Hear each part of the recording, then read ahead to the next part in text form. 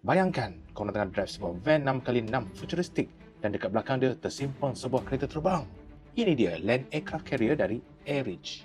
Sekali pandang memang nampak macam jentera dalam filem science fiction. Badan besar, rekaan agresif dan paling gila, van ini sebenarnya boleh dipandu guna lesen biasa tanpa lesen khas. Tapi, apa yang buat benda ni luar biasa? Bukan sekadar rupa dia. Van elektrik ni datang dengan sistem pacuan 6 roda, rear wheel steering dan jarak perjalanan lebih 1000 km. Dalam masa yang sama, kabin dia masih boleh bawa 4 penumpang dengan selesa. Namun highlight sebenar ada dekat belakang. Sebab dalam ruang simpanan tu tersorok sebuah modul eVTOL, iaitu kereta terbang yang boleh dilancarkan terus dari van ini. Bila nak guna, sistem dia akan keluarkan modul tersebut secara automatik. Kemudian, bila kipas dan lengannya terus terbuka untuk bersedia terbang.